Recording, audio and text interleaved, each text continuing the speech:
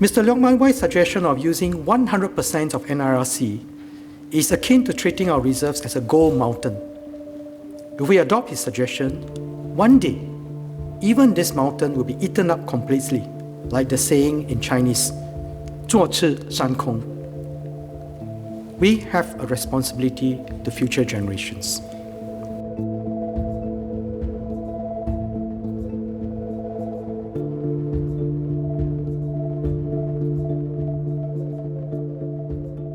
Several members have asked that we consider other forms of taxes. As I said in my roundup speech at Budget 2018, we continually consider all options.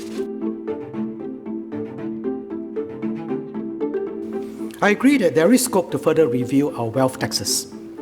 But first, let me address the elephant in the room. Wealth taxes will not replace the need for the GST rate increase.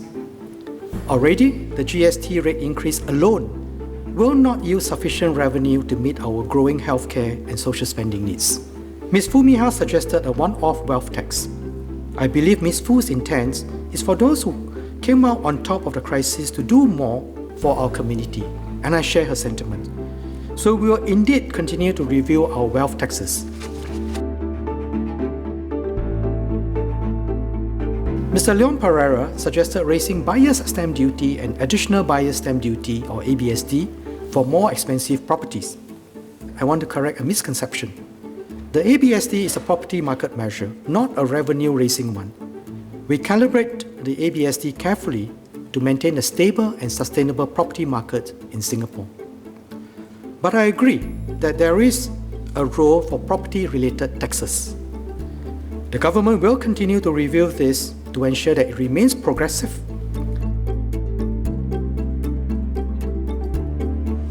We should treat our land as a scarce and finite asset. Selling land does not give the government more resources and should not directly support our expenditure.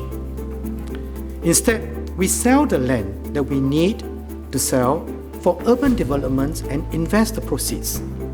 This approach generates a sustainable stream of income over the long term and has served us well. If we had decided in the past to spend the proceeds from these land sales, we would not have built up our reserves today and would surely be worse off by now. Relying directly on land sale for fiscal revenue also has two risks. First, land prices can be volatile. You do not want government revenues to fluctuate wildly with property cycles because it creates too much uncertainty for the government to plan long term. Second, even more serious, once the government gets used to relying on land sales to fund spending, the government has a vested interest to keep land prices high or to sell more land. The current approach of spending the land sales proceeds through the NIRC avoids these pitfalls and allows the government to make land sales decisions based on what is best for the country's development and not because it needs to balance the budget.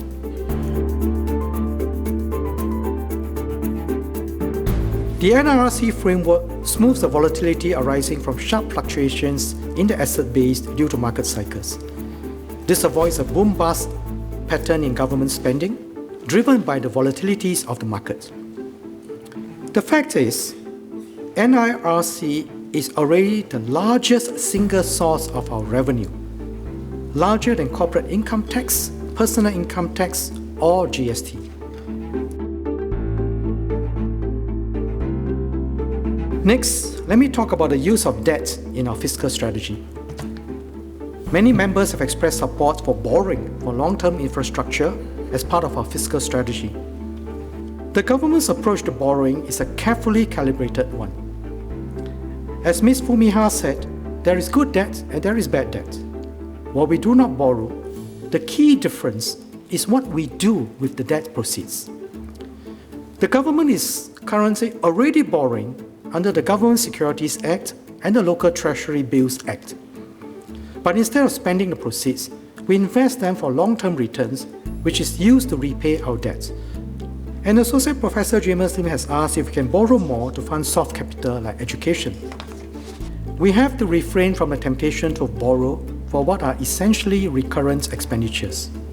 When borrowing is not used productively, the result has often been high debt, low growth, rather than high growth, low debt. Borrowing is not a form of revenue.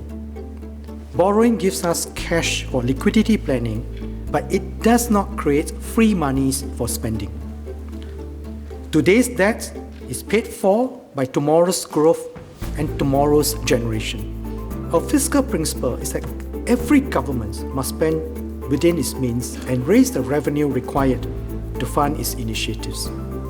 Ms. Liang Yenghua also asked if we could consider one-off special purpose borrowing for the economic investments under our Emerging Stronger strategies to help Singapore to emerge stronger. The government will study Mr. Liang's suggestion of a one-off special purpose borrowing to help us emerge stronger from this long drawn-out crisis.